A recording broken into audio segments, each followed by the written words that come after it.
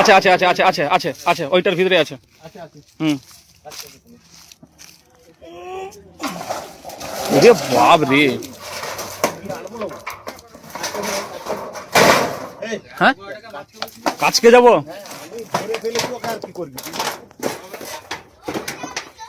আমি তো ধরে ফেলেছি। হ্যাঁ ধরেছেন, দেখতে পাচ্ছি তো চন্দ্রবড়া সাপ। চন্দ্রবড়া মানে এক যে ছিল চন্দ্রবড়া, ময়াল সাপের মতো লাগছে। ও বাবা, এক যে ছিল চন্দ্রবড়া। যা চলে যা, আস্তে আস্তে চলে যা, চলে যা, চলে যা, আস্তে আস্তে চলে যা।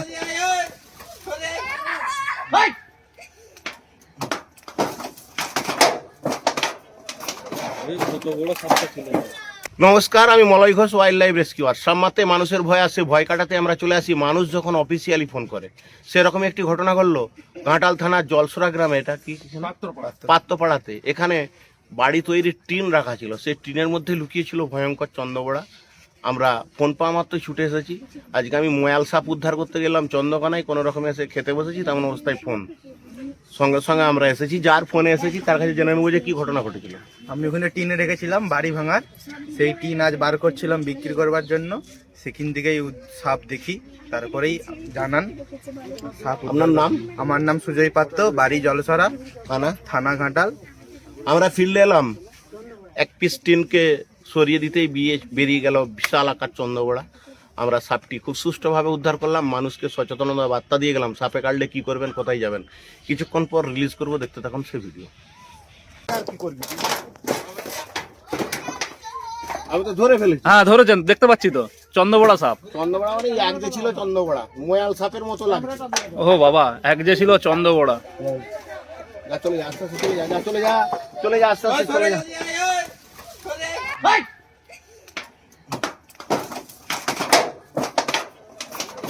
কত বড় সাপটা ছিল, বিরাট সাপ। বিরাট সাপ।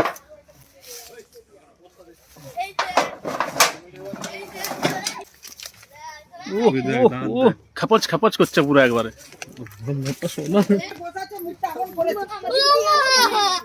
পাগল।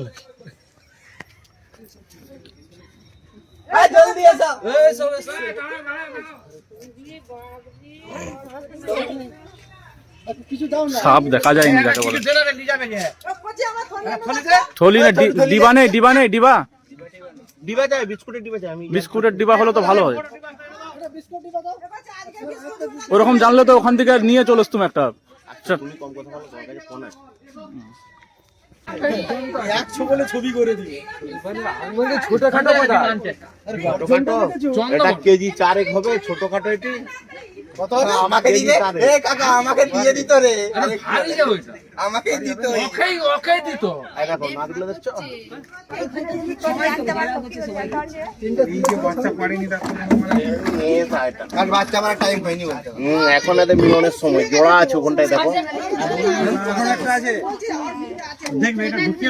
এটা ভারী লাগে, হাতটা কন কন করছে পুরো। দেখছো দাঁতটা এমন, এই যে দাঁত। কাজকে এসো না, এখানে দেখবে। ওই মালটাই তো ধরা যায়।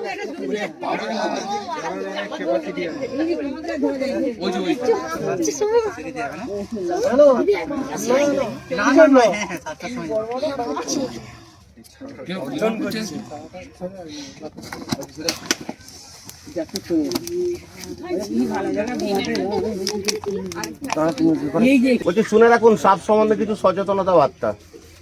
এটা কি সাপ? কেন বলবো, আমি তো ঢেমনা সাপ বলতে পারি না, ওর গায়ে যে চাকা চাকা দাগ আছে আমরা জানি। ওইটা উপযুক্ত ব্যাখ্যা হলো না। শুনুন, এই সাপের গায়ে চাঁদ আকৃতি আছে, হ্যাঁ, যার জন্য এর নাম চন্দ্রবড়া। বলুন তো এই সাপ কাটলে কি হয়? মানে রক্ত বমি ফমি হয়ে যায়। সে তো অনেক পরে, তখনকে কাটতে চলছে। হ্যাঁ, এ সাপ কাটলে কোনো ব্যক্তি যদি বাঁধন দিয়ে হসপিটালে নিয়ে যায়, তাহলে অঙ্গ হানি হবে, অঙ্গটা কেটে ফেলে দিতে হবে। অনেক মানুষের এখনো মানে অভ্যেস আছে সাপে কাটলে বাঁধন দিয়ে হসপিটালে না, কখনো চলবে না। এ সাপ যদি কাটে, যদি বাঁধন দিই, ওখানটা পচে যাবে, গলে যাবে, অঙ্গ হানি হবে, না কখনোই না। এবারে শুনে রাখুন, সাপে কাটলে প্রথম করণীয় কি? সাপে কাটলে প্রথম করণীয়, ওই ক্ষতস্থানের এগিয়ে বাঁধন না দিয়ে, ওই ক্ষতস্থান নাড়াচাড়া না করে, ওই ক্ষতস্থান ব্লেড দিয়ে চিরে রক্ত না বার করে, ওঝা বা গুনিনের খপ্পরে না পড়ে যেতে হবে নিয়ারেস্ট ব্লক স্বাস্থ্য কেন্দ্র, বিটসিং। অথবা ঘাটাল। সাপে কাটলে কখনো ক্ষতস্থানে গিয়ে বাঁধন দেবেন না। কেন দেবেন না? যদি বাঁধন দিই সেই সাপটি যদি এ সাপ হয়ে থাকে, এর হিমোটক্সিস বিষ চামড়া গলিয়ে দিবে, মাংস পচিয়ে দিবে, অঙ্গ হানি হবে। সাপে কাটলে কখনো ক্ষতস্থান নাড়াচাড়া করবেন না। কেন করবেন না? যদি নাড়াচাড়া করি, এরা যদি বিষ দিয়ে দেয়, বিষটা সারা শরীরে চারিয়ে যাবে, মানুষটি তাড়াতাড়ি ক্ষীণ হয়ে মারা যাবে। সাপে কাটলে কখনো ওঝার কাছকে যাবেন না। ওঝা আমাদের ওই যে গোল্ডেন সময় 100 মিনিট নষ্ট করে দেয়।